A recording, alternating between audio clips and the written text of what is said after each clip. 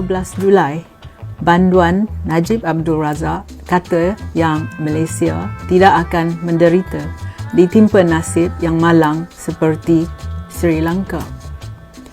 Pada 19 Julai, Menteri Kewangan Zafrul Abdul Aziz beri jaminan bahawa Malaysia tidak akan bankrupt seperti Sri Lanka. Beliau berkata, ekonomi Malaysia masih stabil. Tetapi ramai orang tidak setuju dengan pendapat kedua-dua mereka ni.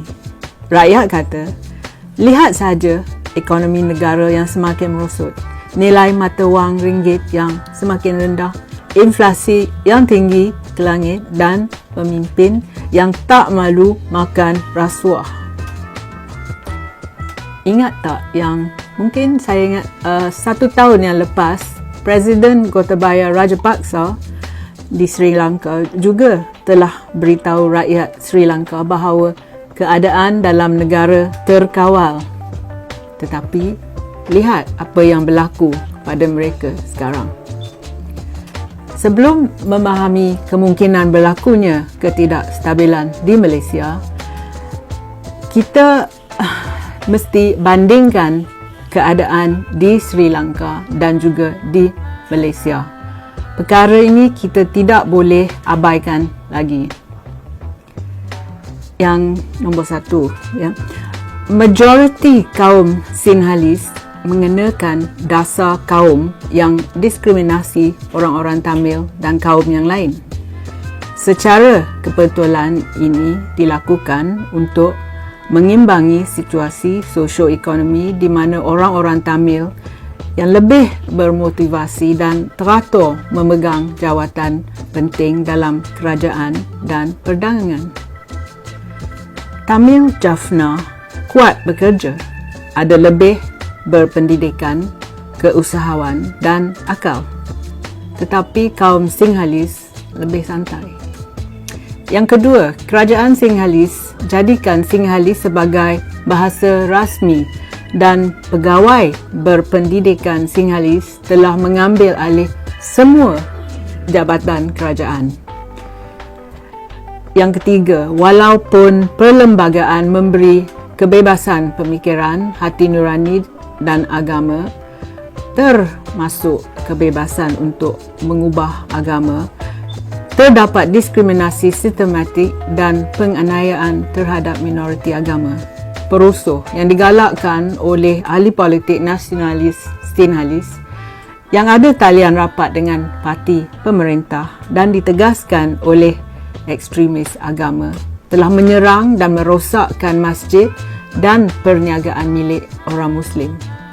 Bukan saja umat Islam yang mengalami diskriminasi dan penganiayaan agama.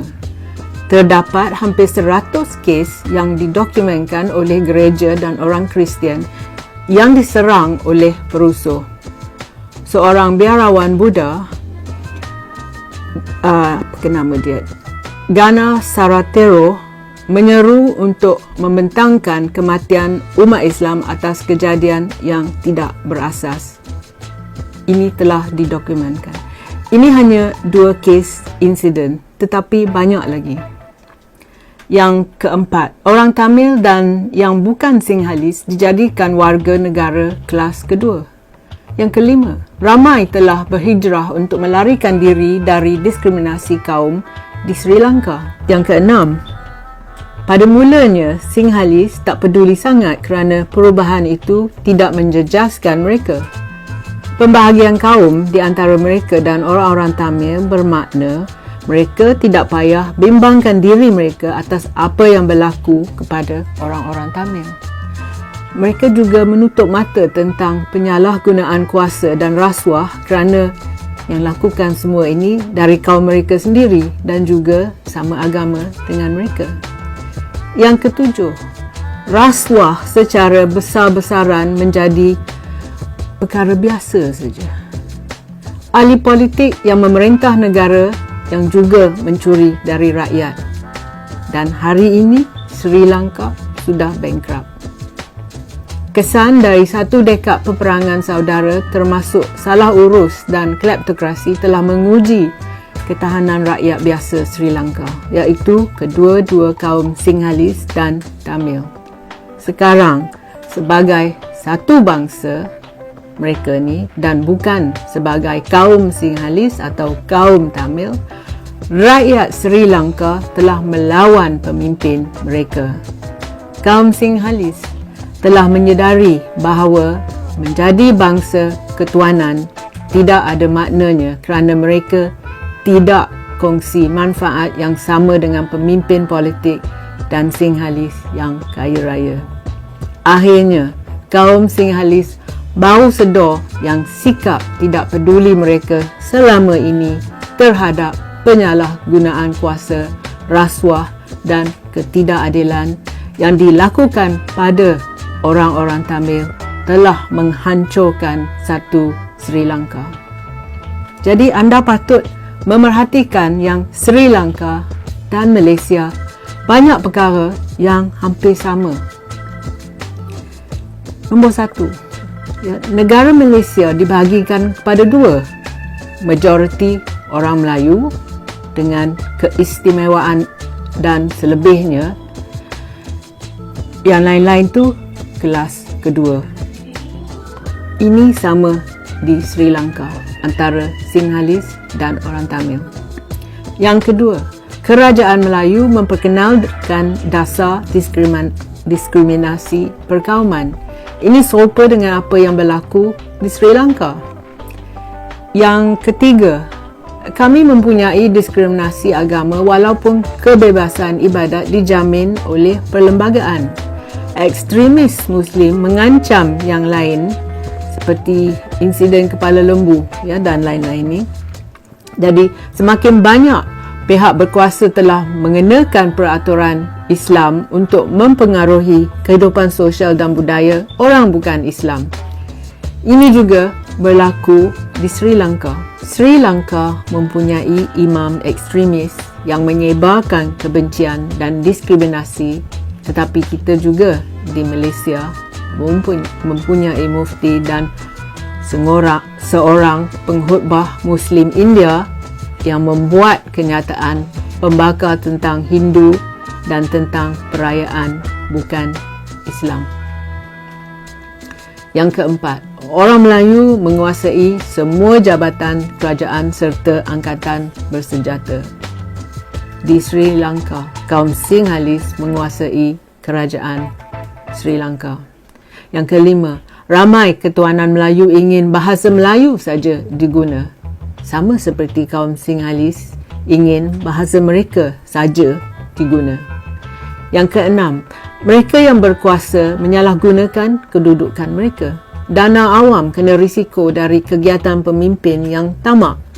Ahli politik parti yang berkuasa di Sri Lanka telah memusnahkan negara.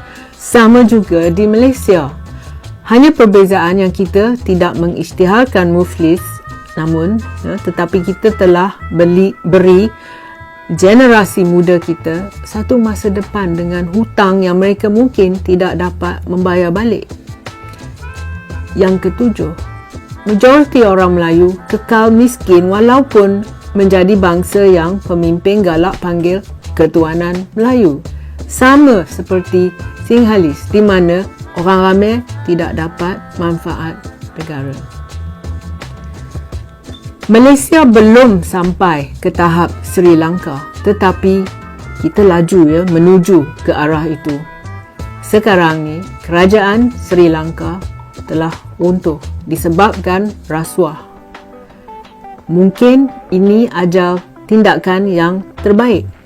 Macam mana boleh kekalkan negara yang dibahagikan, di mana pemimpin menyalahgunakan kuasa dan rasuah kerap berlaku, di mana orang kaya menjadi lebih kaya dan golongan miskin menjadi lebih miskin. Dari sisi positif, Sri Lanka boleh membina semula asas baru. That means they can make a fresh start tanpa perkauman atau diskriminasi agama, di mana semua kaum adalah Sri Lanka dan bukan Sinhalese ataupun Tamil. Ia akan mengambil masa, tetapi negara akan bangkit semula dan berjaya. dan pertalian antara kaum akan sembuh. Ramai orang percaya yang sesuatu keadaan akan jadi lebih teruk sebelum ia pulih semula. Mereka mengatakan ia paling gelap sebelum subuh. A new dawn beckons Sri Lanka. Sementara itu, Malaysia kuat menampal retak yang berlaku dalam tempurung kita ni, di mana rakyat berada di bawahnya. Kami suka buat slogan yang tidak bermakna seperti keluarga Malaysia ataupun One Malaysia. Buat apa keluarga Malaysia di mana ibu bapa hanya bermain dengan anak kegemaran mereka, the favourite child. Kanak-kanak yang ibu bapa gemar, the favourite children, diberi segala-galanya dan ibu bapa tak tegur anak tu walaupun ia telah mencuri atau membuli adik-beradik yang lain. Kanak-kanak lain, walaupun telah bekerja keras, dibuat seperti anak angkat. Tidak ada bangunan yang akan tahan lama jika ia dibina dengan asas yang reput dan tidak kuat. Sama juga di Malaysia. Kita tidak dapat teruskan sebagai negara mereka dan kami, them and us. We cannot continue as a nation that divides us, them and us. Adakah negara ini akan menjadi Sri Lanka yang lagi satu? Saya harap tidak. Malaysia boleh diselamatkan jika kita ambil tindakan sekarang ni juga. Saya percaya yang terdapat muhibah yang cukup di kalangan rakyat Malaysia. Terdapat berjuta-juta orang Malaysia yang baik dan jujur. Kami memerlukan semua rakyat dari berbilang bangsa, kaum dan agama, tak kisah kaya atau miskin, lelaki atau perempuan, tua atau muda, untuk membina negara ini sekali lagi. Kami mempunyai peluang untuk menukar haluan negara ini secara aman di PRU 15 dan kita mesti merebutnya dengan penuh keyakinan dan semangat. Terima kasih kerana sudi menonton. Jumpa lagi